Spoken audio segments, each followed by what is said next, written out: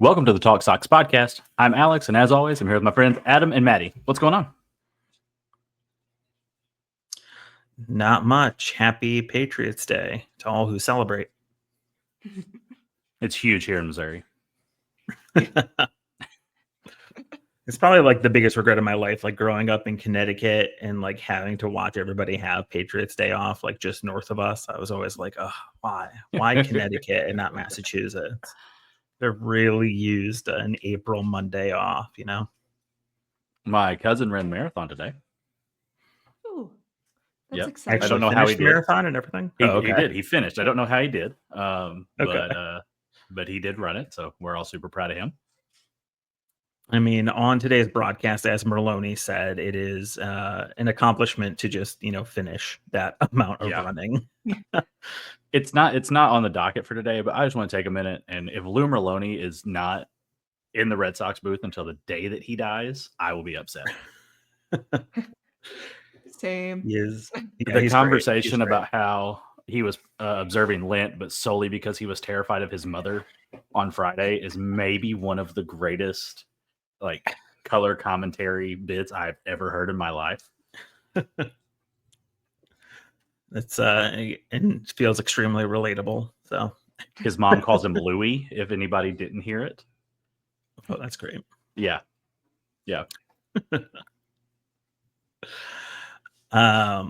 as long as we are talking about this weekend series, Trevor Story had a good one. And I think he read my article. Yeah, I was going to say, we have the man who wrote the article about how bad Trevor Story is here with us. Specifically with 2 strikes. That was the crux of the article, was when Story came up, and we talked about this, when Story came up to bat with 2 strikes or in a position with the runners on, he was garbage to start the season. He has fixed that problem in the last week and has been the hottest hitter maybe in baseball at this point. Yeah, I mean, leads the team in average, 337, leads the team in home runs with 5. Stolen bases too, right? Yes. I have to scroll down for that. But yeah, he leads the team in stolen 6 bases as well. So, I mean, it's pretty impressive what he's put together here. Honestly, your article wasn't very far off. He did not have a hot start to the season. So the fact that he's turned it around this much is impressive, I think. I got worried. I think it was up. What was that, Maddie? Last year, his sprint speed is up, which is impressive for what? He's 32. Yeah. And typically people lose speed as they age, but he's managed to gain some of that back. And he also leads all of shortstops in baseball for home runs. Well, no, he's actually tied with them, Ellie De La Cruz. That but makes still sense. Yeah, impressive. Makes a lot of sense. He's the AL leader, at least, so that's good. Yeah, I think it's really interesting about that is that his bat speed is down considerably this year. He's averaging 70.8 miles an hour on his bat speed, and to be hitting some of the home runs that he's hitting, that's power on power. That's not him swinging through it. He's muscling those out. Well, I did not realize his bat speed was that low. That is... You know that Romy Gonzalez is swinging a faster bat than Tristan Casas this season? What are we skipping ahead on the sidebar all of a sudden? We can jump around. If we do jump around, let me just say that Romy Gonzalez has actually been pretty good. He shaved the mustache. You think that's why? To the stash. Didn't they say he's growing a beard now? That's the new thing. Oh, is he shaved it so he could grow a beard? I don't know about that. That doesn't. As a heavily bearded individual, I support it. I mean, I have a beard as well, but I don't know. He looked good with the stash, I thought. So I was a fan of mustache. Yeah, he looks okay, clean shaven. I'm not sure about the whole beard. I think it was OB said he didn't even recognize him walking through the clubhouse. He didn't realize it was Romy until he spoke. Well, Alex, I'm sure you go through this too. I normally wear glasses to drive, and so usually all the time if I'm not at home. But when you have beard and glasses, you are basically you look identical to every other person with beard and glasses Yep. to people. So so I just can't really imagine, wanting to be that anonymous when you've had such an iconic stash as Romy had, Yeah, it was impressive. But as long as you sort of transition there into a little bit of Tristan Casas, it's worth bringing up that he has not been playing well. I think that's the undersell of the year so far, Adam. I mean, there's talk. The walk-off yesterday looked good. Yeah. It looked like old Casas. But that hasn't really been the case. He's been, there's been talk about him being a little bit too passive, has been the main critique of him. But anything else you guys are seeing right now out of him? Maddie, you're the resident Casas expert. I'll let you take the lead on this one. I don't know what his problem is. His bat speed is still relatively the same, if not like just a couple miles per hour lower than, previous seasons when he was healthy. And there was that awkward moment after he hit the walk-off when he was speaking with Jemai Webster, and he just, wasn't paying attention to Jemai. He was looking off in the distance, waiting for, the water cooler shower. And then nobody came around to, dump him. And that got me thinking, well, either, everybody ran to the clubhouse to, celebrate off the camera, or I thought about this, and I know Boston Sports Radio has heavily covered this. And I don't know what Felger and Maz know. You're not plugged into Felger and Maz. But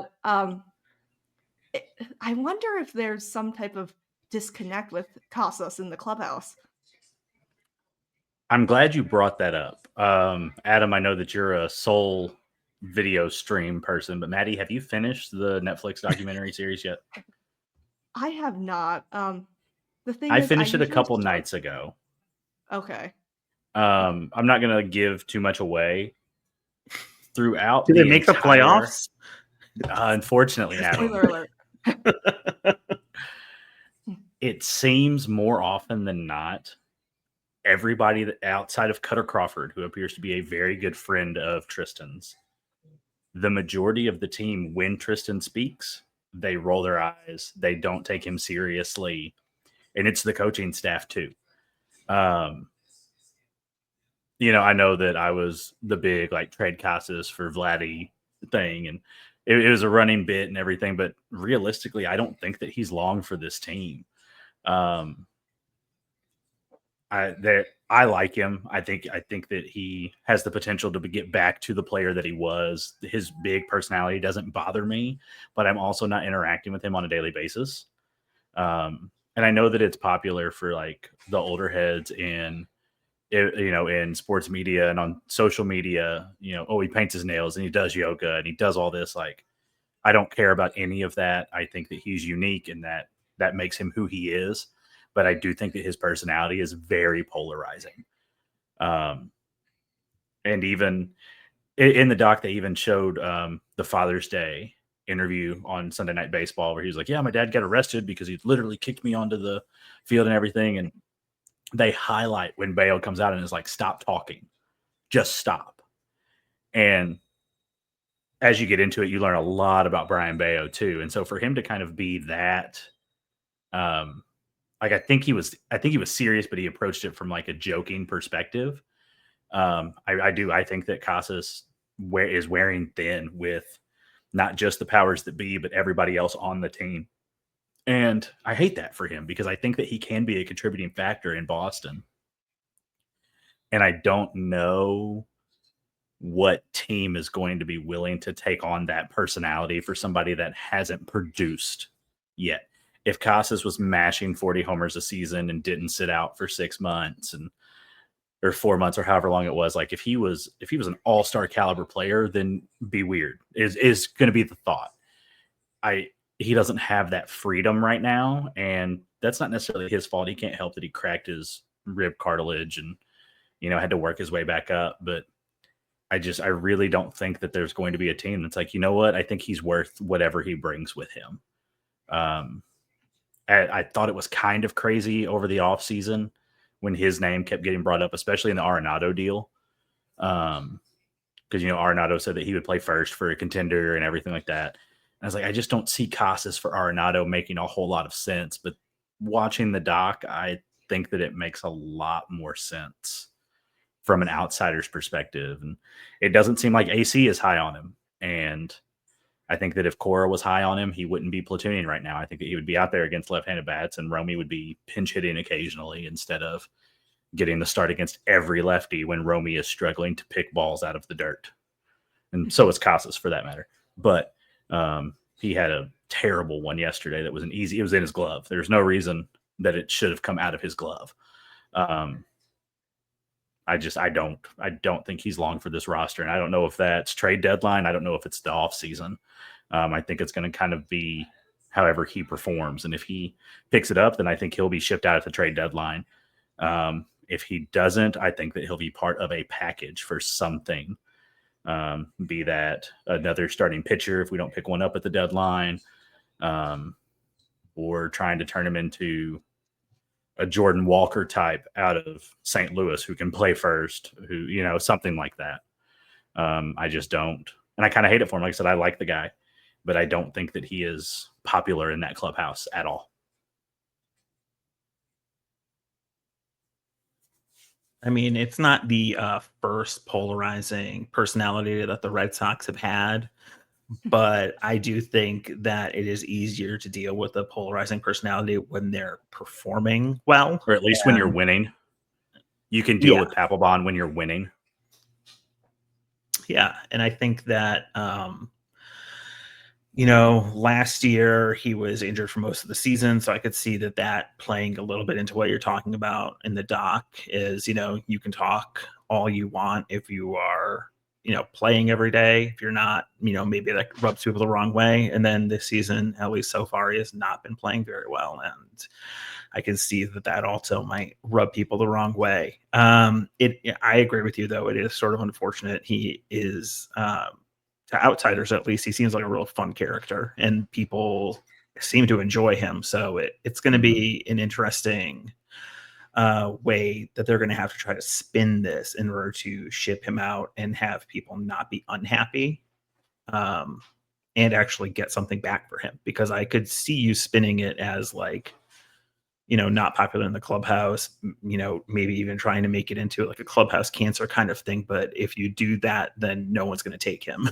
Right. So there has to be some sort of balance there. And so maybe, trying to trade him for any type of pitching that like they were in the offseason with Seattle or Arenado, maybe that was the kind of thing where you're right. Like you can read into it now and say, oh, maybe he wasn't that popular, and that's why we were we forget that we're not rumors. as plugged in as we want to be. Yeah. We're not in the clubhouse and it's like, oh my god, I can't believe they traded Tristan Casas for Brian Wu. And now you kind of get a peek behind the curtain. You're like, maybe they should have traded Tristan Casas for Brian Wu. Yeah, but I mean, who are the possible replacements if you trade him at this point? It's not like there's a lot of first base depth. According to Boston media, one Vaughn Grissom is the heir apparent to first base now. Not exactly a first baseman's build. Nope. Not a first baseman's profile hitting, really. He is in AAA, but they have played a ton of games at Polar Park, and there is a jet stream that carries out to right field. And that's why Bobby Dahlbeck will get a statue at some point in front of Polar Park. Because he could go down there and just hit absolute tanks, and then he gets up to the majors and he doesn't crack the infield. And I think that Vaughn Grissom will be a very similar thing. I don't think that's the answer. I think you let Casas figure it out, play him against lefties, do whatever you need to do. Internally, no, there's not a whole lot of options to replace him unless you want to talk shifting Marcelo Meyer to first base, and I think that that's stupid. Blaze Jordan is clearly not ready. Is there a Yoshida to first base chance? I've seen it floated. I mean, if the shoulder's what's hurting him and we're concerned about his ability to throw, being in a position where you mostly just have to receive the ball Mhm. is not the worst idea. How do you think he can stretch with his pants so high? That is a great question, and I'm not sure. I'm not sure it would go great, but he could be flexible. You never know. I don't know. There's another exercises thing you to can do for note, that. With the first base market, it wasn't that hot last off Mhm. season, and I just don't think teams are really valuing first base as much It's as not like it they used to used be. to. Yeah, Where like you can put a like bopper there and he's fine. yeah, like Pete Alonso signed for significantly less money than he was expecting, and well, now he's on a tear. Yeah. You have to assume that he'll opt out again because he has that built in. That I think that could be interesting if Casas is shipped out at any point. I don't like it on a long-term deal by any means. But I mean, Goldschmidt will be a free agent next year, and I want no part of that. Vlad will not go on the market. Much to your chagrin. I would trade half the roster for him right now. Yeah, I wonder and fear that with the DH position being so locked into being Raffy, that first base could end up being a place where they just cycle through guys who need sort of a day off, and they're kind of like, well, maybe that he can scoop it for at least one game kind of thing. I think that there's probably going to be at least a little bit of a temptation to do that. I wouldn't be surprised if you see Wong get thrown out there a little bit more often. He got thrown out to second base a couple times last season towards the end of the season when didn't he play third playing for a game or two? Yeah, they cycled him through a couple different infield positions last year. And so I wouldn't be surprised if, they're like, well, first is probably the most logical place to put a catcher if he's not catching. So, could be something like that too that we see. So, which apparently Wong is already like catching again, which is good to hear. That came out earlier this week. So apparently that broken bone in his hand isn't terrible. So I think probably another month before we probably see him back with the club from the way it sounds. Which I like Narvaez. I think that he's doing well.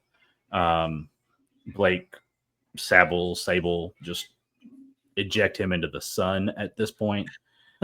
I'm done with it. I would rather run with one catcher on the roster than roll him out once a week. The White Sox could have stolen every base forever. They could have ran and touched center field and then gone to second, and they still would have been safe. Narvaez, I think you're right, though, has been playing, pretty well considering. So that's why I think the Wong at first base occasionally is like an actual reality, because I could see him coming back and Cora thinking like, well, Narvaez hasn't hurt us that much. So, why not? One thing, and I guess it's sort of a spoiler about the doc, is there's an episode right around the trade deadline, obviously. And Ref Snyder is talking to Cora in the dugout. And he's like, so who we trading? And Cora's like kind of joking around with him. He was like, you get a lot for Wong right over there. I think that's a great trade piece. And I was shocked. Because like it's during a game. Like they cut to Wong and he's like trotting out with the gear on. Like he had to have hurt him. I couldn't believe it. I was like, first of all, I didn't know Ref Snyder I knew he took a leadership role last year, but I didn't know that he was like in AC's ear about deals and stuff. But for him just to be like, we could trade Wong right now. Like, all right then. I mean, he's not wrong, but at this point, you can't be. No, the value's not there. That Teal trade made it pretty much impossible. I mean, I was sort of surprised we didn't see Teal this weekend. I was too, especially since we had my drop, up there. And their catcher took a ball off the hand yesterday. And he came in and pinch hit today, so obviously he's okay. But yeah, I thought instead of seeing Bobby Dahlbeck called up, we may see Kyle Teal. I thought that would be kind of fitting, and seems like something the White Sox would be interested in doing just to make a headline.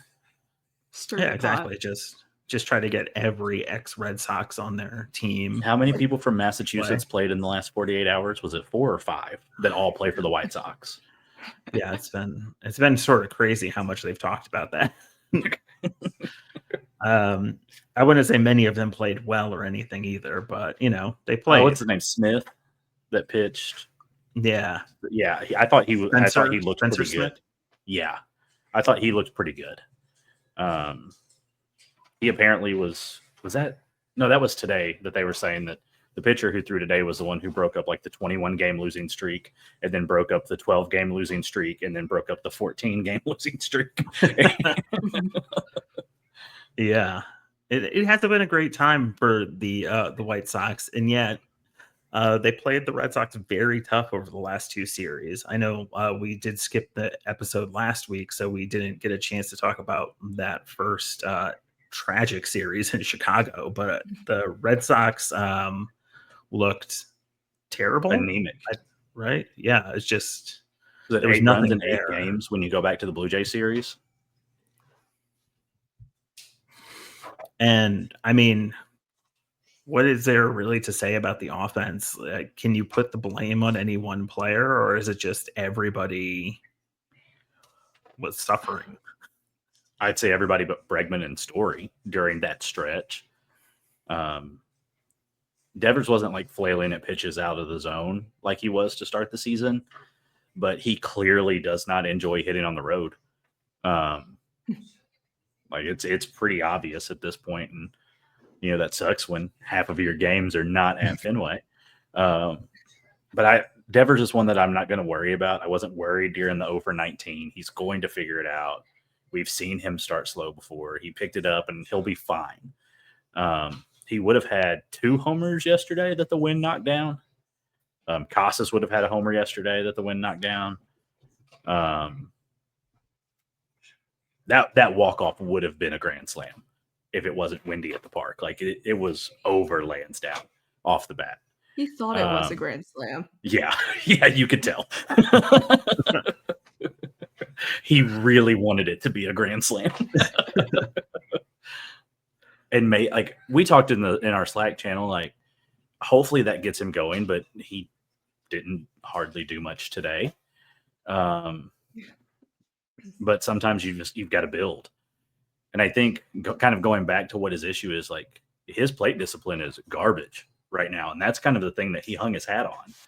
I think it was on section 10 after the first couple series where I don't remember if it was Carabas or Milliken made the point that he would rather strike out and be right that it was a ball and it's a wrong call than swing at a ball. And I don't think that's correct. But I think that he is so confident that his zone is correct that he is digging himself into an 0-2-1-2 hole within the first 3 pitches. And then you have to press. Or if you don't press, you're going to watch. And pitchers know. And so they're like, okay, I'm just going to throw at the bottom of the zone because he's not going to swing. And it's probably going to get called a strike. And so he's striking out because and once the ABS system is in Major League ballparks, Casas will be the biggest benefactor of it. Like, he's one that green light every single time. You can go up there and you can challenge any pitch you want to. But we don't have it right now. And so you're going to have to expand your zone and you're going to have to swing. And you're going to have to swing early. Because if you get into these 0-2, 1-2, 2-2 counts, he's going to strike out. Or he's going to roll it over. Yeah, if you could write an article about that, that'd be great, because we can I maybe think just replace it as Casas's hot start after that. I know Nick just has one. They just had one that went up. I haven't had a chance to read it yet, but I think there's quite a bit of meat on that bone for multiple people to write about Casas. Yeah. So Yeah, I mean, it's getting talked about a lot. I wanted to just go back to something you said about Devers there, and Devers hitting well at home and away, not away. I think that part of the switching over to DH he has the ability to be comfortable at home, because that's where he sort of is learning to play DH most of the time. Can go down to the cage, have comfortable practices in between innings, stuff like that. And I wonder if he's just not really finding that groove on the road. And Yeah. maybe as the season goes on, he gets a little bit more road tested. He's able to get a little bit more of a routine down. But I agree with you. Right now, he does not look very good away from Fenway. That's unfortunate, considering we're starting a road trip tomorrow or today when this episode comes out. I mean, and considering how the Red Sox have played at home over a couple recent seasons, like, it's nice to play well at home. We haven't always done that, but you do want him to hit probably on the road as well. And I think he will. I think he'll figure it out. He made a point to say during that slump that he was going to reach out to Poppy and JD and, kind of pick their brains and see what they do. And I don't know if necessarily Poppy is the guy to listen to his routine during games, because he has the infamous story of where he was on a phone call in the clubhouse, and then they yelled down that he was on deck, and he said 1 minute and walked up, hit a home run, came back into the clubhouse and continued his phone conversation. So I don't know if he's necessarily the most plugged in guy to talk to, but I think JD can get him on the right path. And I would, there was the rumors right at the start of the season that JD may be going to the Yankees once the Stanton news came out. And I really hated that, but I would love to see the Red Sox bring JD in as really probably the next hitting coach. Pete Fatsy doesn't seem to be long for this job. It seems that they go through funks more often than not with him. And I don't know if it's an approach thing or what, but I would love it if there are coaching changes made to see JD, once he decides to hang up the cleats, to come back to Boston as a hitting coach, a hitting specialist, or whatever you want to call him. But getting him working with guys like Rafi and Tristan, if he's still here, and Campbell and Roman, especially once he gets the call up, a little tease for here in a couple minutes. There would be nobody better to work with those people than JD Martinez. Yeah. And, JD still a free agent, so that time could be coming. So Devers to first, later. JD to DH. I might prefer seeing JD at first, honestly. But I think that Cora and Fatsy seem thick as thieves. So I kind of wonder if, it would have to come down from the very top to fire Fatsy, and Cora would probably fight it at least a little. So I think the one thing that he wouldn't fight it on is if Joey, his brother, was brought in, but Joey's not a hitting coach. But I don't know. Cora and JD are boys. Like, they still talk quite a bit. So I think that if that was the route, then okay, well, yeah, we need to get rid of Pete, and then we think JD's interested. I think that Cora would be okay with that.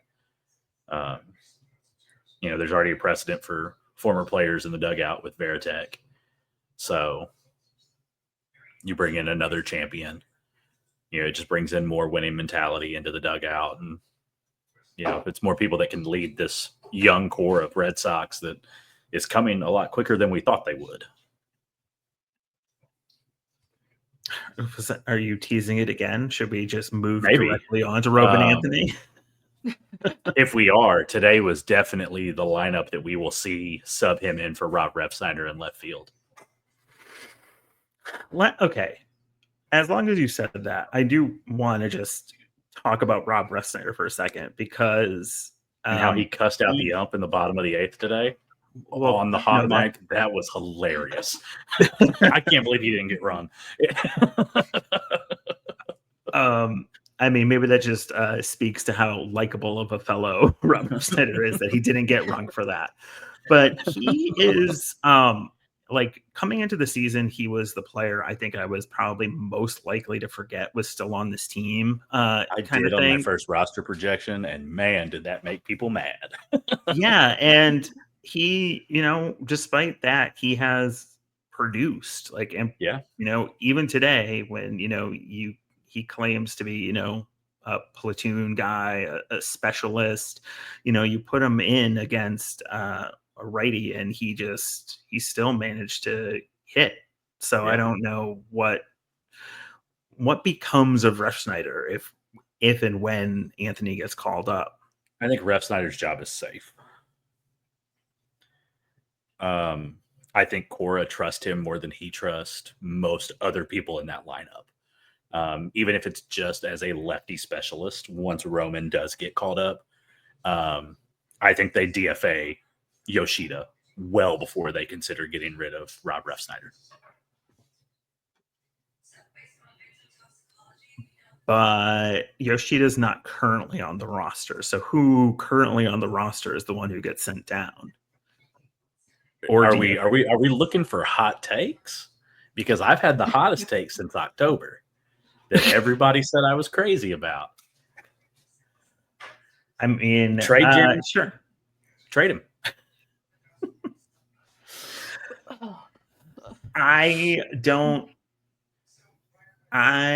Okay. Let me say this. I think that before the clubhouse was released, maybe you had a little bit more, there'd be a little bit more willingness to trade him. But I'll tell you this, the tide is turning. The perception just on, because I wrote an article about how Roman Anthony needs to be brought up now. He needed to be brought up at the beginning of the season. And the comments were effectively like, okay, who does he replace? And the first name up was trade Jaron. And I've been pounding that drum since October. You can't trade him right now. His value is in the toilet because he now has 3 errors after today. And he's really, he has an 8-game hitting streak, but he has 8 hits. Like he's going 1 for 4, 1 for 3 every game. I like Jarren Duran. I think he's a great ball player. I think that he is somebody that Alex Cora trusts. He's a nice guy. I had brief interactions with him when they were in St. Louis last year. It makes so much sense. The extension, quote unquote, that they gave him to buy out these next 2 years of arbitration, to me, sealed the deal. You're not going to pay somebody for 2 years and then put them back in the arbitration process, which is how that extension is built. It doesn't buy out all of his years of arbitration, and he's going to be 31 when he goes back into arbitration. You're not going to go into arbitration with a 31-year-old center fielder and expect to get paid. His speed is still his speed. And I think that teams would right now line up to trade for Jarren Duran, even with his issues. Because I think that you look at last year and you're like, okay, well, we can get that out of him. The deal that I think makes way too much sense is Sandy Alcantara. The Marlins outfield is garbage, and he is the last big chip that they have. Is there a part of the Marlins team that you think is not garbage? I just want to know. Sandy Alcantara. That's pretty much it. Their farm system is a joke. They're playing quadruple A players at every position except pitcher. They took 2 and 2 from the Phillies. They did, and I was shocked. Just saying. And I don't hate that because I'm not a big Phillies guy. for like a bit. So I don't think they're as bad as people say. No, I'm underselling them a ton, but I think they would take Jaron in a pretty not a 1-for-1, but I think that if you included another outfielder like from our minor league depth of nothing but outfielders, I think that Alcantara shows up in Boston at the trade deadline pretty easily. I think he would be here tomorrow if Breslow called that front office and offered that deal.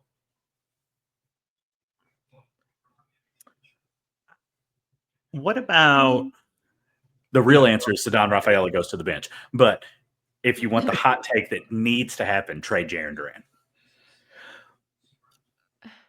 If we're looking at our outfielders to trade, I think Rafaela is the best amongst the group because Jaron and Rob Refsnyder just are huge clubhouse presences. That's And 100% true. Yes. And if you trade JD, you lose the heart and soul of the team. Like he started the Wally hat or Wally thing Yes. celebration. Yep. That was really cute to see that video. And especially after the documentary too. I mean, he's used in a lot of marketing materials. Like there's that one commercial that shows, all the Red Sox players. They have Crochet, Bregman, Devers, and Duran featured heavily in that. So I just don't see Duran being moved. And we've talked about Rafaela as a candidate for teams in past episodes. I think there's a ton of teams that would be interested in Ceddanne Rafaela. Yeah, he's his contract doesn't make him untradeable. It's a very, very, friendly deal that plenty of teams would be willing to take. I don't remember if it was Sports Illustrated or one of those other websites wrote a piece about how the Red Sox would have to pay at least half of Rafaela's deal down to get him traded. Like, no. He's argued if he sticks in center field, he very likely could win a Platinum Glove this year. I think I've seen the Mets floated, the Phillies, the Royals. Who else? I've seen, I think, one other team.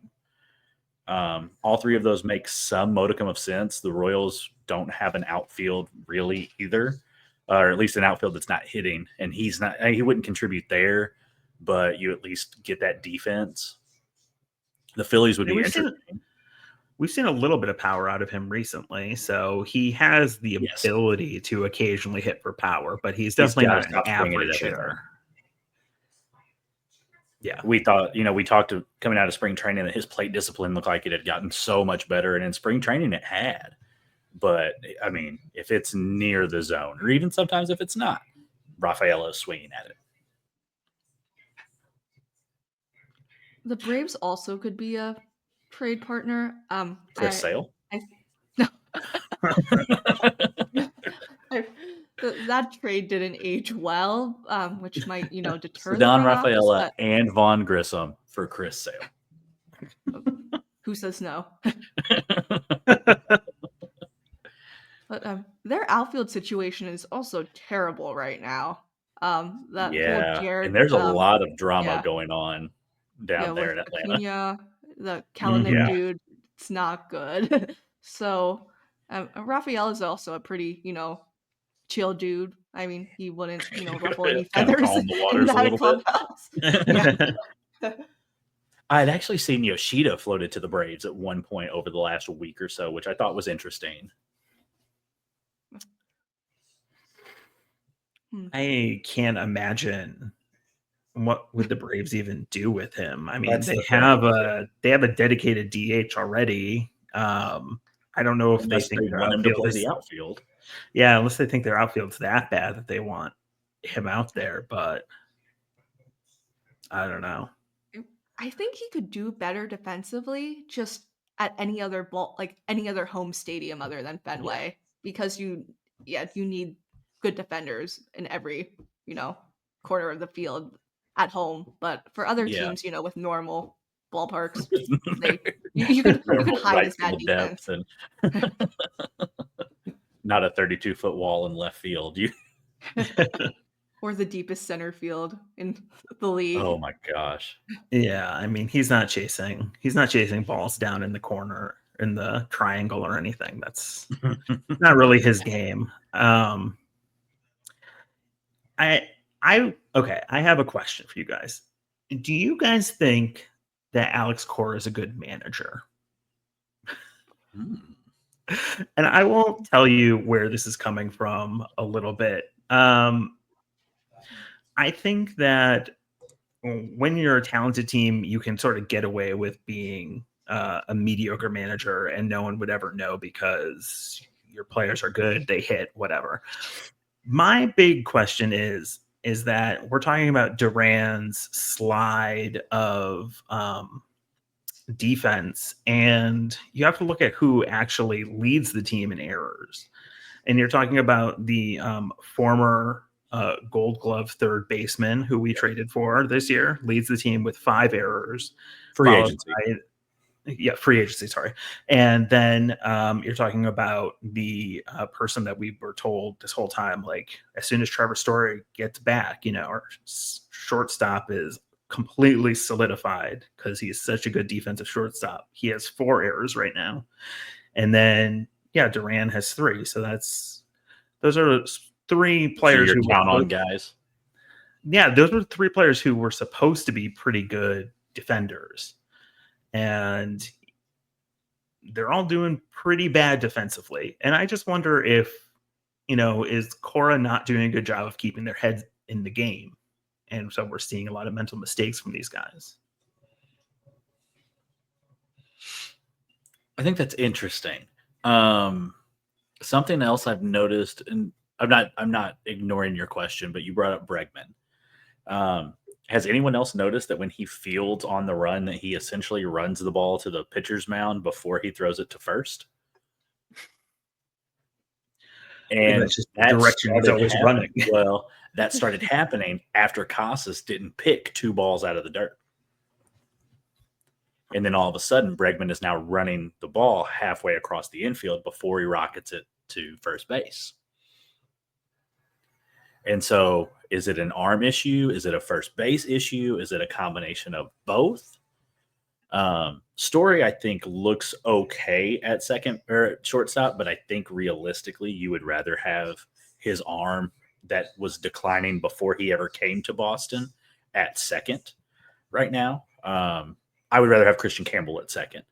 But I think that if you have to have Story on the field, I think second base makes more sense because it's shorter throws.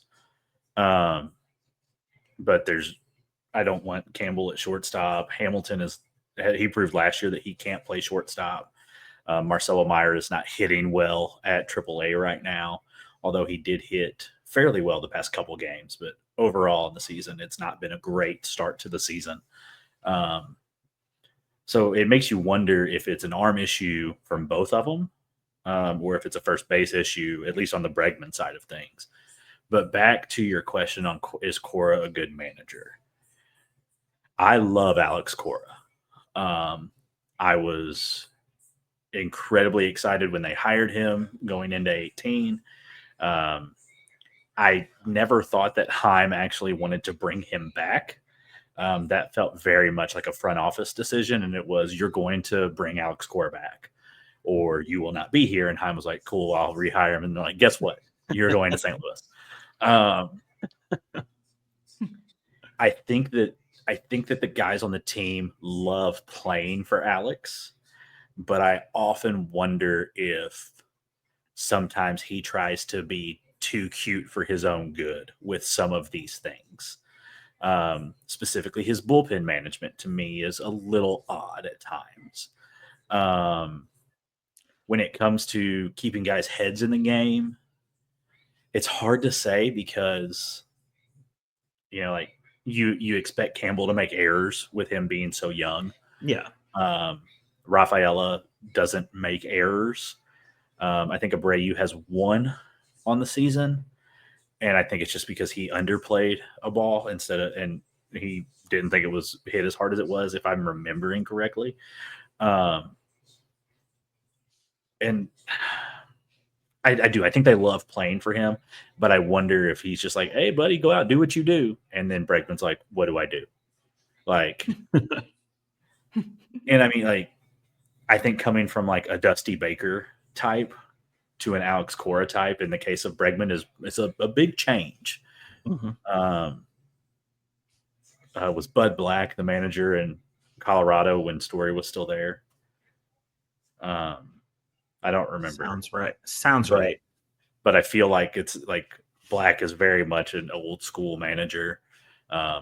He always kind of reminded me, not with nearly the success of Tony La Russa Jr., just the same approach to everything. I wrote last week because after the Rays embarrassed the Red Sox in a minor league ballpark in which the Red Sox should have hit 15 home runs, Cora was like, this is my fault. We came in unprepared. They were prepared. And I wrote that there's more, like, I'm proud of him for doing that. I think that that's what a good manager does. He acts as the shield for his guys, especially when you have a Jarren Duran type who has come out and been like, yeah, I tried to shoot myself 2 years ago. Like, so you have a manager who is willing to fall on that sword, who is willing to be that shield for his guys. But I think on the whole, the pitching or the coaching staffs as a whole, the Royal staff, their seat should be getting warm. And I'm including Jason Varitek in on that because catcher is the weakest position on the field that we have. And I love Tech. But there's something to be said when you are heralded as the next manager of the Boston Red Sox once Cora moves into the front office. And we can't get catchers that can frame a pitch effectively for the 3 seasons you're here. And the game management, which is your other role, seems to be not so great. I think that there could be, if this season is not a playoff season, Cora is safe. But I think Cora is the only person that is safe in that clubhouse from a coaching manager position. I think that he's an effective manager, but I don't know. I think he's surrounded himself with assistant managers and coaches that feed into his, just kind of do what you do, man. Like, we trust you. We know what you need to do. You know what you need to do. You go out and do it, as opposed to like, hey, this isn't working and we need to change it. I think that he needs somebody who's willing to push back, and maybe that is Jason Varitek at some point, but so far it has not been Jason Varitek or anybody. Maybe it needs to be Joey Cora. Maybe bring in Big Brother and that'll fix something. But I think Cora's here through the life of his contract. I don't think that he's in jeopardy of being terminated before then. And I realistically think that he probably moves into the Red Sox front office when that's over. And that's a conversation for 4 years from now. But I don't know how much I agree with that upward movement as it stands, because 18, he managed a team of all-stars. And it's easy, like you said, Adam, to be like, well, look at what Cora did with these guys. You had Mookie Betts and Xander Bogaerts. And they were prime, Mookie and Xander. And Raffy came into his own. And you had pitchers who were willing to do whatever. I mean, Chris Sale was pitching on a bummed leg when he struck out Manny Machado to close the World Series. Those guys were going to do anything they needed to do to win that championship. And you haven't had that same mentality since then. And I think part of it is you have a clubhouse that is filled with guys who have never been there before. You have 2 active roster members that were on the 21 team, and that's Rafael Devers and Jarren Duran. Devers is the only holdover from 2018, and he was a baby. He still acts a little bit like a baby. Sometimes, I mean, the boy loves ice cream, and I can't blame him. But you don't have players in that clubhouse who know what that feels like. And I think that if you get there this season, then I think the conversation around Cora changes quite a bit. But right now you're playing with a bunch of guys who don't know what it's like to be winners in late September, early October, mid-October. And so I think that it does showcase some of Alex's shortcomings, even with an Alex Bregman, who is a champion, but he's not a champion in Boston. And that championship is tainted, whether we want to talk about that or not. I think that the whole cheater thing, when he gets yelled at on the road, like I think that that's ridiculous at this point. Maybe I would feel slightly different if he wasn't playing for us, but I feel like if I went and saw the Astros tomorrow, like I wouldn't waste my time with that at this point. Like it's over, it's done with. I mean, if he was playing for the Yankees, I would definitely yell cheater at him. Well, yeah, but that's because it's the Yankees. There's no doubt about it. I yell cheater at the Yankees even when they don't have anybody who cheats. They're always but- cheating. Yeah, was gonna it's say. the New York way. I think that Alex needs to have proven winners on his roster to be an effective manager, and right now he doesn't have that.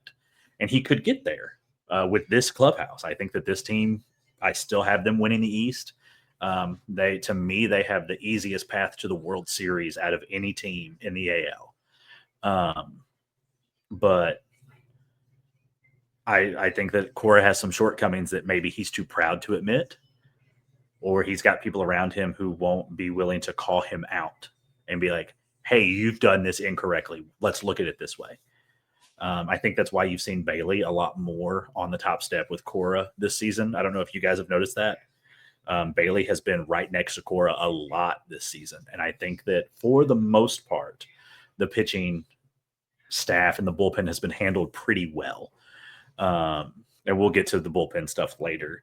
But I think that is Bailey kind of taking a step up and being like, hey, I need to have some say in this now. Because I think had the bullpen been managed differently last year, maybe we at least finish above 500. Like a game or two. Is that what we're thinking? 2 or 3. I was going to give them 3. Yeah, I think that the front office loves Cora, and I think a lot of the reason they do love Cora is because of how he handles the media. Mm-hmm. It seems like Boston media loved Alex Cora as a player, and so, which is nuts. Like Alex Cora is a journeyman. Like I know, but I think when you're a journeyman, charming, it's a little He's it's a very little bit charming. easier to be charming. It's easier to be charming when you're not when you don't have to focus on playing every day. You can work on being a little bit more charming. And so he I think he charmed a lot of Boston media. Boston media does not have the highest turnover rate. See Shaughnessy, and it's just like, so I think that they really enjoy having him there as cover for them. And so that's why I think at least for me, it's worth to question sometimes, especially when the Red Sox are going through these skids where we all assumed they were going to be a much better defensive team from last season. And instead, they're about the same where they were last season. Lead the league in errors. Exactly. And you just have to kind of wonder, like, is this a process thing? Because that was Rafael Devers' fault. Like exactly. And that's exactly why we got a Gold Glove third baseman, and we're not playing him at second. We're playing him at third. That's exactly why we did all these things, and the results are the same. So, that's why I asked the question. And I don't know. It's not for me to decide, obviously, but you have some thoughts, Maddie? You look like you want to say something. Yeah. I don't think the issue is Cora himself necessarily, because as Alex said, it's more of I guess a supporting cast of characters around him, not holding, players accountable when they make an error and whatnot. But another issue with Cora, I think personally, is he tends to play favorites a lot. Mm-hmm. And you can see that in the way he talks about, say, Alex Bregman, Willier, or Rafi compared to, Casas or Connor Wong. And favoritism doesn't work out well. And if he's not holding players accountable when, they're slumping, they can't improve. And if he's wearing rose-colored glasses, it just isn't. There's a fine line to producing walk the best there, result. because like we've talked about, like I live in Missouri, and so I got to witness the Tyler O'Neill saga 2 years ago firsthand, where Ollie Marmol called him out through the media multiple times about not hustling and doing all this stuff, and then not Arenado, because I don't think there's ever a play that Nolan Arenado takes off, but pick any other Cardinal that wasn't running out a soft grounder to third, and they weren't getting called out. They weren't being strung out in the media. And so, like, I think Cora, like, you've got Ollie on one side, you've got Cora on the other, and I think that there's a happy medium between the two that I think that it takes a very effective manager to play that line, and that's really Terry Francona. That was what he was really good at. He was both a player's manager and a front office manager until he disagreed with what the front office said, and then he'd do whatever he wanted to. But I mean, like, I love Tito, and I think Cora makes the most sense as the manager of the Boston Red Sox. But I think that there does need to be some work done to get him, and maybe it's the supporting cast, away from, okay, yeah, you just keep doing what you're doing, but then, Wong is openly getting talked about being traded in the dugout. Like, I think, like, I know as like a teacher, I don't want to equate that to bullying or anything, but like, if I had a student that was talking about another student out loud in front of that student, I'd be like, let's not do that. Like, very much he can hear you, right? Like, you have to wonder, like, how did that impact Connor Wong for the rest of the season? Like, well, Ref Snyder wants me traded, and now I have to sit here with him every game. And Cora laughed, and he didn't say, no, we don't want to trade Connor Wong. It was like, well, we could get some pieces for him. Like you said, Maddie, like, if it's rose-colored glasses with a select few, it either needs to be rose-colored glasses with everybody, or you've got to hold everybody accountable. And the thing with Bregman, like, there's Romy. Romy could play third because they are hell-bent on Rafael Devers not playing the field this year. Even Romy, I think he has, a personal connection to, since they're both Miami guys.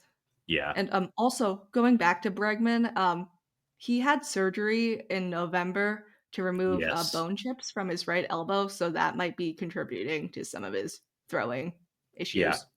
Because the issue is on the throw. It's not on the fielding aspect of it. It's always on the throw.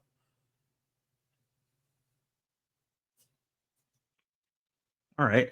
So you were talking about Andrew Bailey being on the top step and having Cora's ear a little bit more. We have a couple of different pitching topics on the rundown here. You want to do Tanner Houck first? Let's start with Tanner because Bayo? Oh yeah, let's do Bayo. Because we skipped. Okay, yeah.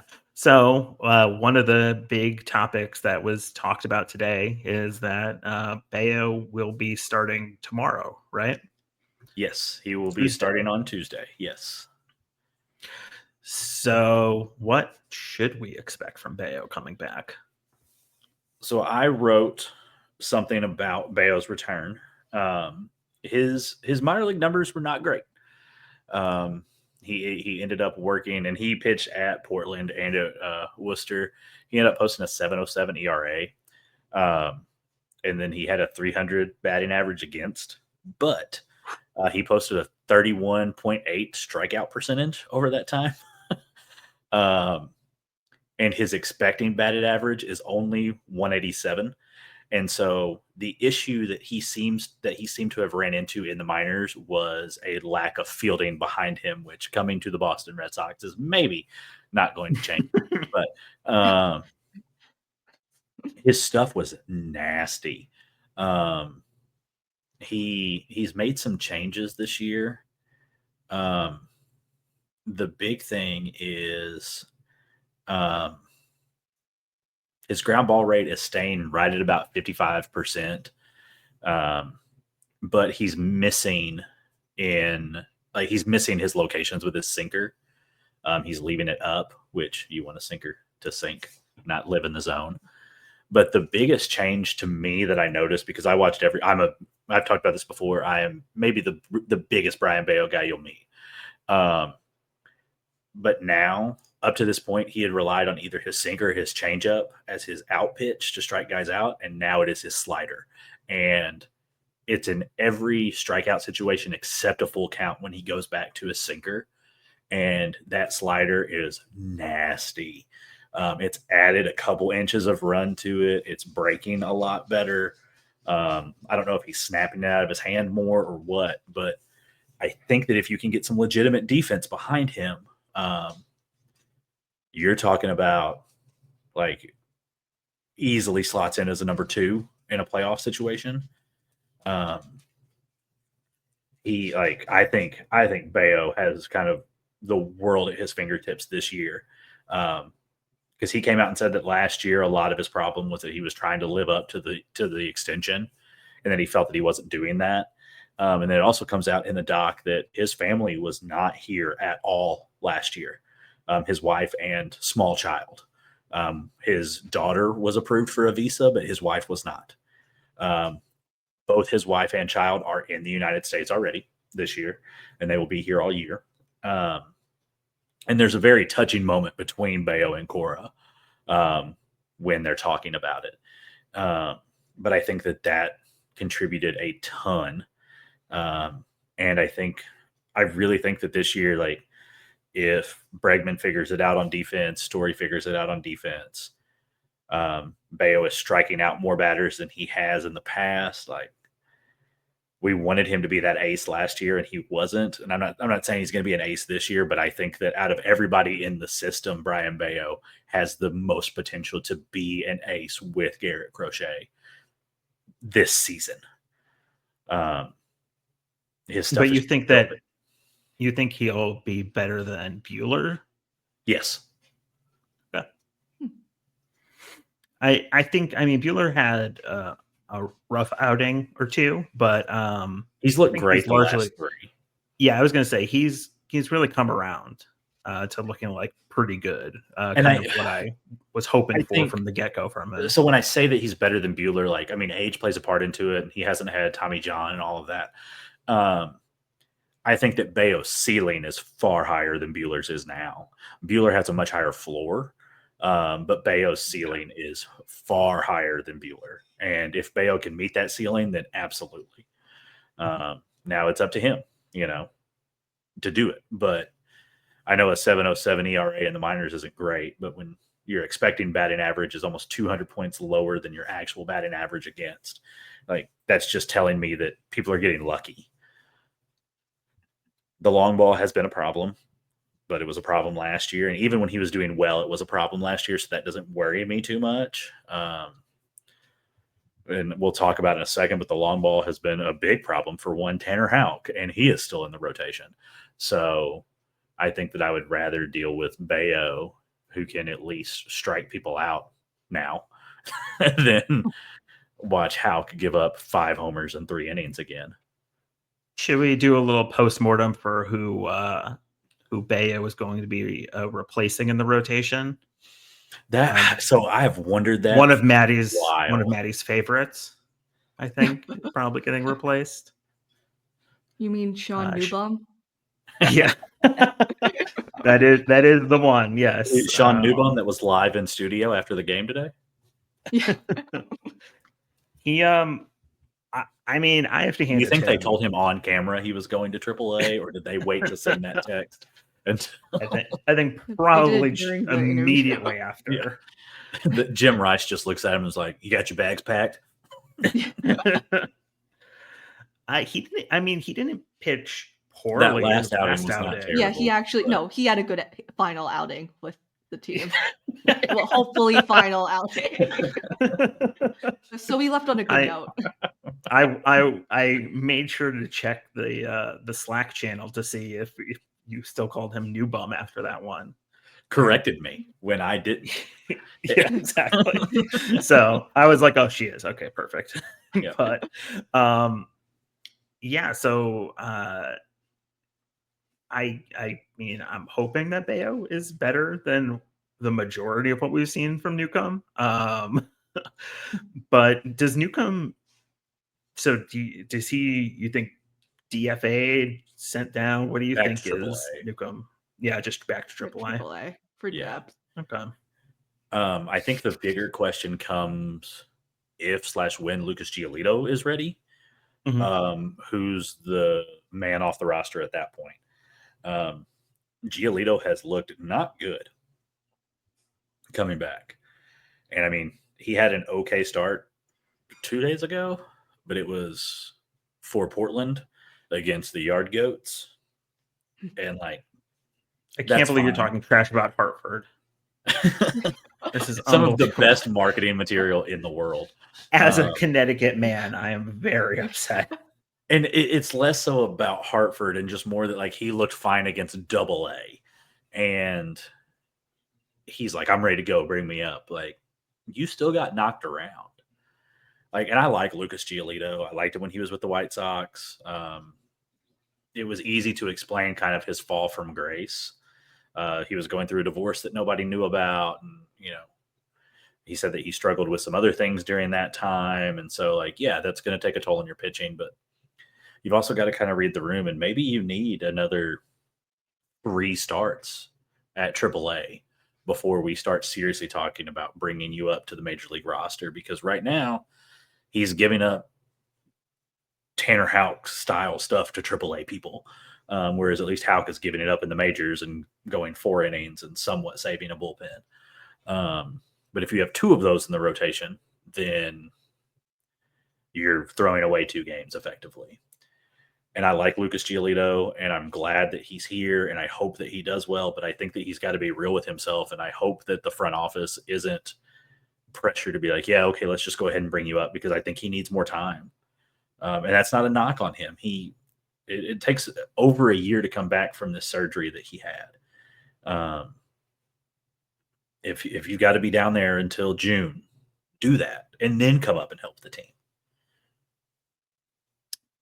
Speaking about having a guy who's going 4 innings, is that something that what should we be expecting from Bayo? I just wanted to get that. Do you think that you're expecting 5 innings? What's like the pitch count going to be like for him? So they wanted him to throw 5 at AAA, and he never did. Yeah. And so I think 5's the max unless he is just absolutely rolling. Even then, I don't know if he sees a lineup 3 times for the first 2 months he's pitching with Boston. I'd like to see him at like a 75-80 pitch count, provided that goes through 5.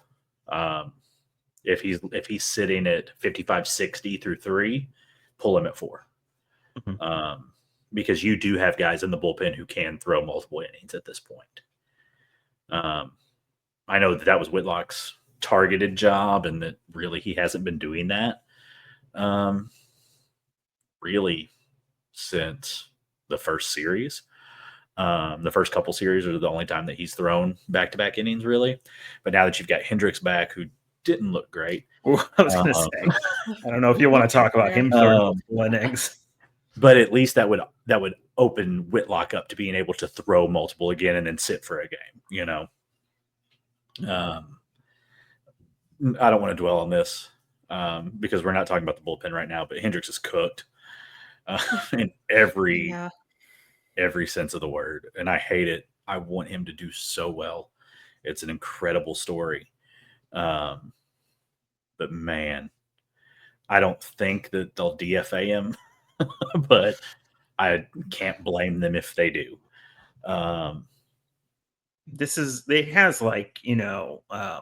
If we're in a playoff push, like that's a wasted roster spot. No, yeah, it has a like he's going to go down with like a sore hamstring or something, kind of, mysterious sore hamstring that no one sees. Elbow inflammation again. Yeah, exactly. And it's just like, and then he needs like 7-10 appearances in AAA before he can come up, kind of thing. Like it's like it has that feel to it, definitely. Unless he does demand to be DFA'd so that someone else can try to pick him up, maybe. But yeah, it doesn't look great. So we can talk about the bullpen a little bit before getting back to Tanner. But is I there? think that we can end the bullpen conversation on a high note, whereas the Tanner Houck conversation does not end on a high note. Okay. Well, then let's talk about Tanner so we can end the episode on a high note, hopefully. Okay. So we're talking about the bullpen maybe needing to throw, 5 innings on most Tanner Houck starts. What has been going wrong with Tanner Houck? I know you've actually written about this. So what did you find? The big thing, and it's sort of fixed itself, is he lost around 3 inches of break on his sweeper. So instead of like, if you like look at the zones, you've got the heart and the shadow and the chase and everything. Like, so instead of it living in the shadow zone, it is hanging out right on the edge of the plate. Or pushing from the shadow into the chase. Like, it is hanging out right on the edge of the plate. And so to left-handers, sure, like it's in on their hands, it's doing what it's supposed to do. But to right-handers, it is sitting middle, like slightly outside, and they are just crushing it. Let me pull that up. That's really one of the biggest things. He had a better last game. Granted, it wouldn't have been a win, but it at least was stomachable. Yeah. It was a step And it forward was- from his last outing, but I mean, the bar was very, very low. You just kind of have to And- step over it. Yeah. And I feel like the horrendous outing by the bullpen overshadowed his potential, step Mhm. forward. Mhm. Oh yeah, definitely. One of the other things that really jumped out to me is that his splitter he's throwing it harder than he did last year, which doesn't sound like a terrible thing, but it locates and looks out of the hand exactly like his sinker. And so you don't have to guess on the pitch. Like this year, the difference between the two is last season, Houck threw the splitter at an 88.4 miles an hour, and this year he's up up over a full mile per hour to 89.5. But his sinker is living right in the same zone and isn't being thrown that much harder. And when you going back to his sweeper, like he's not backdooring it ever anymore. It is sitting squarely on the plate and just getting bodied, and so is the splitter. And I don't know if it's his pitch mix. I don't know if it's Wong. I keep going back to the doc. There's a part in it with Bayo, and he's complaining because Wong is continually calling the same first pitch over and over and over and over and over, and it's getting rocketed. And Bayo is losing his mind in the clubhouse between innings about it. He's like, I have other pitches. I can throw other pitches. I know other pitches. Like, he is just going crazy about it. And like, I think he finally talks to Bailey, and he's like, I'm not throwing the 2-seamer anymore. And Bailey's like, all right, what do you want to start with? And he goes, slider. And then bam, slider, strike, strike, strike. And so I wonder, and I know Wong is hurt, but I'm wondering if it's a game call problem, which in turn goes back to Jason Varitek. And I think that there's a lot of compounding issues with Houck. I think that it is like, I think he's still monkeying with his mechanics because his arm slot looks different already again. And Savant has the arm slot, but it's not a season long yet. So he hasn't kind of locked into one, which you would think by this point at the end of spring training, really, you would lock into an arm slot.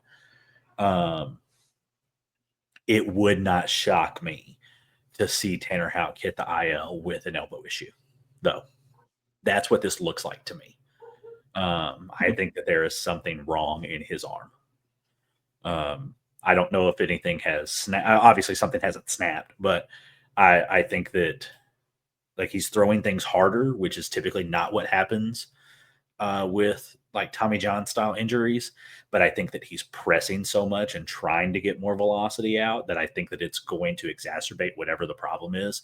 And I would not be shocked to see Tanner Houck hit the IL with elbow soreness for the first one. Almost the exact same thing Whitlock did 2 years ago. Elbow soreness, elbow fatigue. Now he's having Tommy John. And I don't want that. I like Tanner Houck. He's a local guy. He's from St. Louis. I root for him very, very heavily. But there's got to be something else going on, or it is a systematic problem. It's one of the two at this point, because there's no reason that this fall from where he was last season should be this drastic. Alex, you brought up the catcher situation. So I just pulled up Baseball Reference to look at his splits by different catchers. I think I wrote about this when the Red Sox were supposedly, in the market for a big name free agent catcher, last offseason. And noticeably last year, Tanner Houck, fell apart during the second half of the season after they traded for Danny Jansen. And his ERA with him was 5.09 compared to Reese McGuire, which was 2.60, and Connor Wong's is 4.06. With Carlos Narvaez, his ERA is 10.38, and Blake Sable now is 3.00. So maybe Sable will be his go-to catcher from here on. I mean, that's also probably not going to happen when Connor Wong returns. Or Yasmani Grandal is available. I mean, if you have a problem with Blake Sable and his catching Grandal style, can hit. I can't Grandal wait can to see hit. you with Grandal. That's the thing. Grandal can hit. But how old is he? 30. He's been around for a while. Yeah. Yeah. There's a reason that he could sign as a free agent 2 weeks ago. I've actually thought about that, and I hadn't like dove into those numbers, Maddie. So I'm glad that you brought that up. Because I mean, not that I was ever any kind of good at baseball, but it was always interesting to see like pitchers that, okay, that's my guy. That's who I want to throw to. I think that's the reason why Sandy Leon was on the roster for as long as he was, is because specifically Chris Sale loved throwing to him. And I think, and we talked about it, the episode that Wong got hurt. What if you brought in a Christian Vasquez instead of Yasmani Grandal? No, Vasquez can't run and he really can't hit anymore, but he already has a rapport with at least some of these guys, specifically Tanner Houck. And maybe Tanner just doesn't throw well to Wong, and maybe Wong doesn't call a good game. Or Narvaez doesn't understand Houck's pitch mix, and so he's leading him with the sweeper when he should be leading. But I mean, the sweeper was his like go-to out pitch through the first half of last season. But I think there's a lot there that you could dive into, and really kind of break it apart and see if it is in the game call or if it's in just a mechanical issue with Houck. I think that does add another layer of curiosity into everything with Houck, because it has been bad really since Reese McGuire left. Bring back Reese. Oh God. We already have an image problem with some of these guys. We don't need another one. So I mean, let's speaking of image problems, let's talk about the bullpen. Number 44. I mean, Chapman, despite us not liking him as a person, he has not been the worst closer. One blown save all season, which I thought we would have more than by this point. Yeah, I thought so too. And he hasn't that blown really save was against the White Sox. I mean, luckily, he's not the only reason we've lost a game to the White Sox, No. though. So I mean, But when he gave up but that Benintendi home run today, I was like, "You got to be kidding Oh. me!" yeah, I know. Well, I know. Benny always hits It- at least one home run when he's at Fenway. He got 2 this series. you And know, it was like contract- I love Benintendi. It was great to see him. I wish that he wasn't on the White Sox. But You don't wish he was on the joke. Red Sox, right? No, although he at least could play left field defense. At this point, I'm not sure. That jump catch was Maybe. my phone background for years. Oh, Yeah. yeah. Man, Same. it was beautiful, but Yeah. I don't know if he's not the same guy. No, I think we absolutely can all not. agree on that.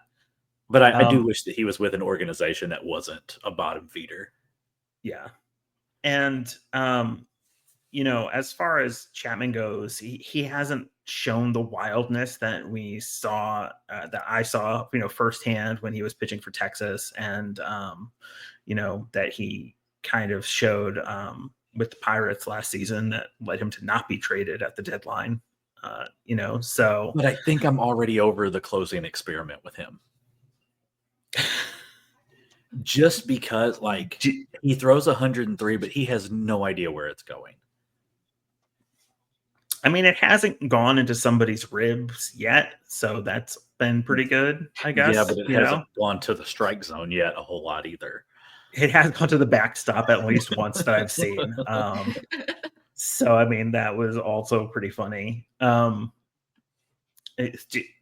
just saying that you're ready for the closing experiment to be over so we can ask you, like, oh, who do you want closing? I hate closer by committee, and I understand, like, if you've got a series of left-handers coming up in the top of the ninth, bottom of the ninth, whatever, I understand using Chapman in those situations because statistics will tell you that that's the pitcher that should be on the bump. But I think that when it comes to the closer role in professional baseball, you need a guy, and you need a guy that can strike out left-handers and right-handers. And if they want that guy to be Chapman, fine. I don't agree with that decision, but it at least locks in the closer role. Like, did I panic every time Kenley Jansen came up to pitch? No, I was pretty confident in most of it. But there were some times where I was like, this seems dicey. And I feel like with Chapman, I'm in this is going to be maybe a lot tougher than it needs to be to get these 3 outs. But if that's the decision they want to make, that's fine. I just want a dedicated closer.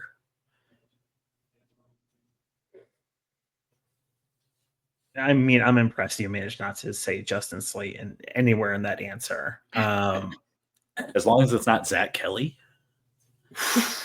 Yeah. or Josh. I was gonna say, speaking of not long for this team, do you think, like, who in the bullpen do you think that they've cut into Winkowski's intro every time he's come out just to annoy us since we made fun of him coming out to Creed? Yes. Because it's been every entrance we get the last like 8 bars of whatever stupid Creed song that is. And I think that as much as I don't like Chapman personally, his walk-up song is fire. yeah, it's really good. It's and I really like he used to come out to a Rage Against the Machine song, and I don't remember which one it was, and it was awesome. And so when I found out he changed, I was like, man, I bet this one's gonna suck. And then I heard it and I was like, no, that's a banger. Okay. I think just Creed has enough ties to Major League Baseball at this point that they probably have just given the MLB like a blanket license. So that's why we get to hear so much. Anybody wants to use a broadcast. Creed song, they can. Yeah, you can play the Only whole way to song if you maintain want. relevancy. Yeah, exactly. Yeah, I don't know. Chapman does have a great song. I'll give him that. As far as Winkowski and Kelly goes, I mean, are they both going to be on the team for the long haul, or what do you think? You think that I put Newbum in the bullpen in a stretch roll over either one of them? Which I think might be a plan. I'm very curious what the plan is with Richard Fitz when he comes back, because I think that he could slot into a bullpen role as well.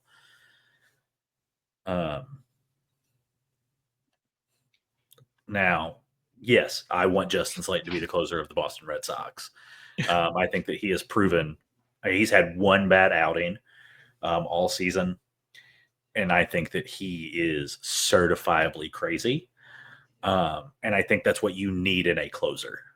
And I mean, he's not technically homegrown because he was a Rule 5 selection, but man, like you've got the guy that I think can take the ball in the ninth inning for the next 10 years in Boston and Justin Slayton. And I don't feel like he's going to randomly get the yips like Chapman seems to do when he faces certain organizations. I think you could be right about that. I am. One of those organizations was the Red Sox, so that's probably why he signed here. But yeah, I feel very nervous about ever saying that a closer could be there for the next 10 years because I think, we've said that about many people before. Oh, absolutely. Yeah. Daniel Bard and people like that. And it has not turned out great. So, but I do think that he is maybe the person that's best equipped to close right now for the Red Sox. The question is that only going to come when, on Patriots Day, when there's a slew of left-handers coming up in the 8th, so they burn Chapman early to get to Slayton. Yeah. I think it's interesting. I don't know. Like I said, I think that eventually you have to lock in roles, especially as you're making that push towards October. And you want a guy who feels like you trust him to go out there, no matter the situation, no matter who is coming up. And you're our guy, you take the ball, you go get him out. And I think that if you put that kind of faith in a kid like Justin Slayton, I think that he will rise up to it. And I think that eventually Aroldis Chapman will rear his ugly head and will walk in the winning run and will hit in the winning run, or will give up home run after home run to Andrew Benintendi. And I don't trust him to come in close games. And he has been fine this season. But it's almost like you're just waiting for the other shoe to drop. And that shoe's probably getting closer and closer to the ground every game. And we're going to see a pretty big implosion soon. I legitimately worry for the first time he faces the Yankees in a Red Sox uniform. I think he'll crumble.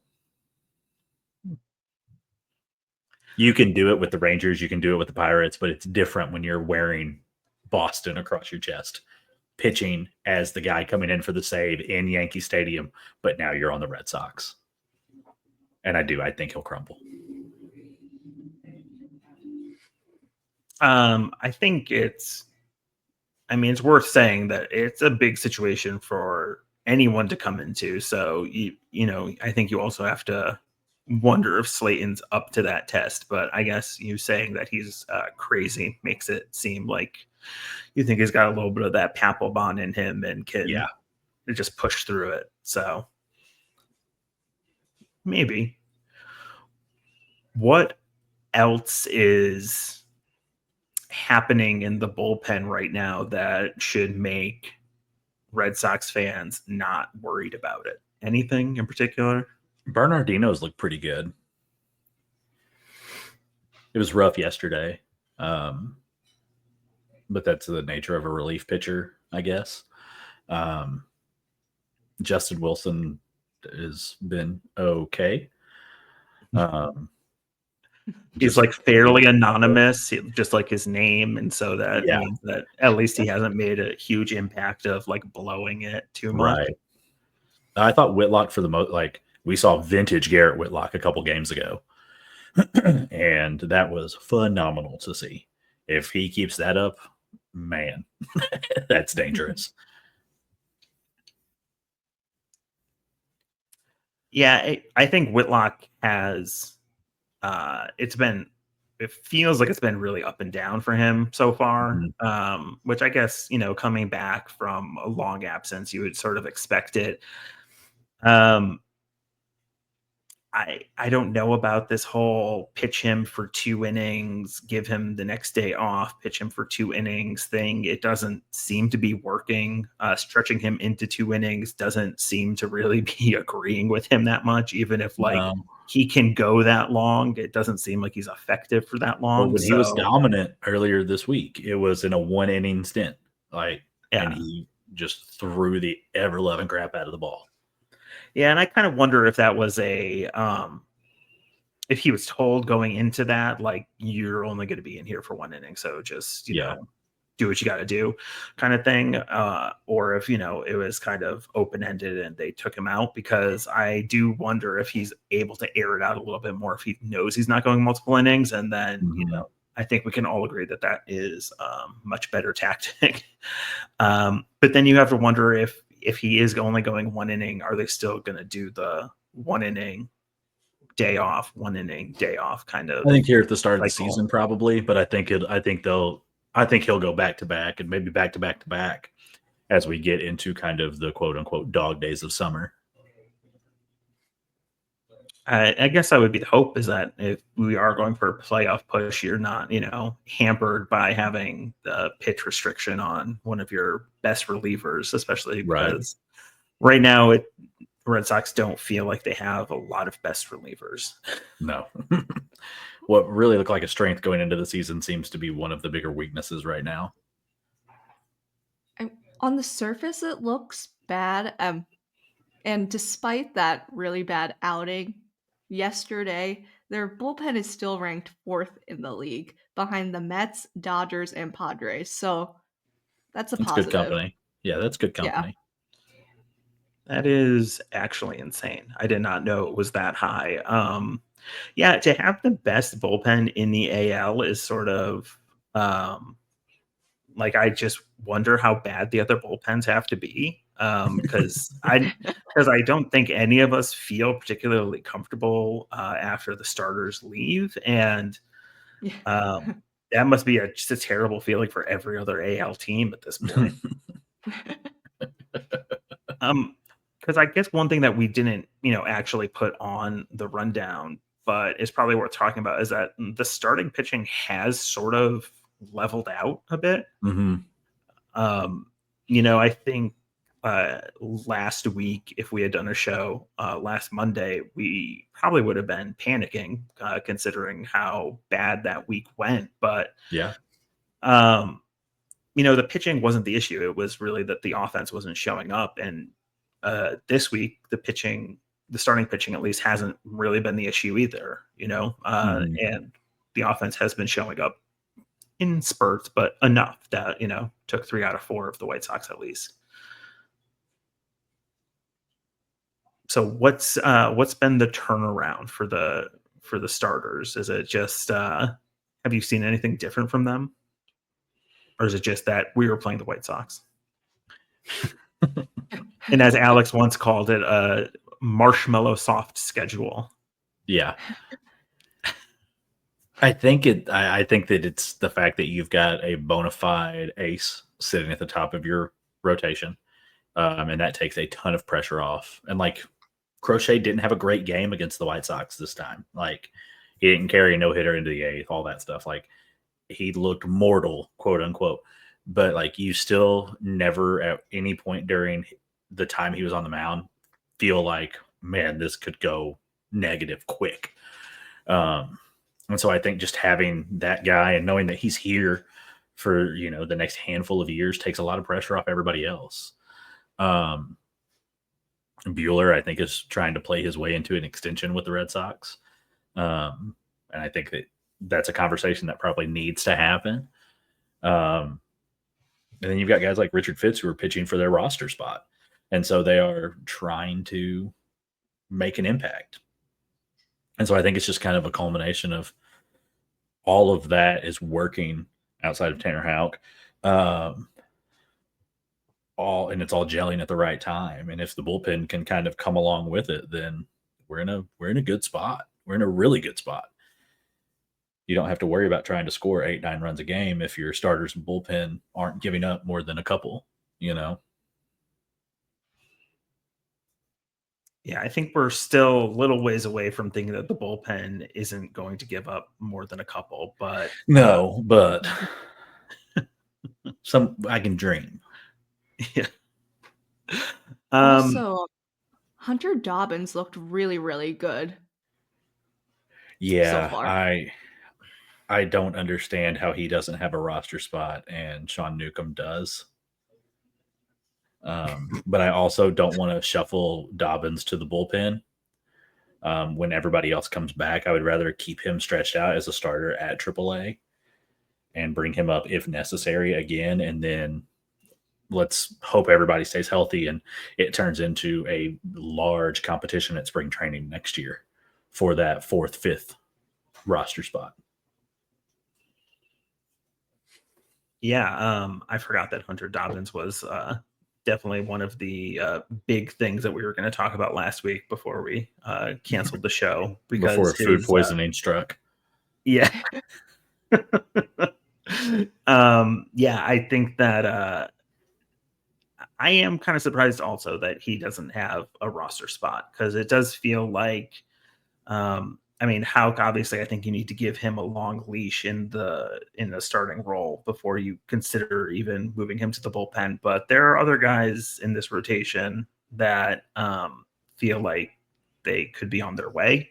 So, especially Newcomb, I was kind of surprised that you didn't see Dobbins stick it out for a little bit longer. Do you think we see him back up this season? If injury necessitates it, a spot start to give everybody an extra day of rest kind of deal. If we're talking about Dobbins as like an actual member of the rotation, then things have gone off the rails quickly. And that's not a knock on him. I think that he can be an effective MLB pitcher, but I think that starts next year. If everyone stays healthy, if the starting rotation stays healthy, who else do you think moves besides Newcomb when Giolito gets back?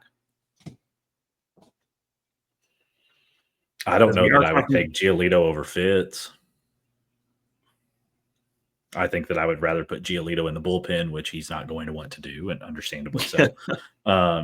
But so far, just Giolito throwing to minor leaguers versus Fitz throwing to major leaguers, I like Fitz's stuff more.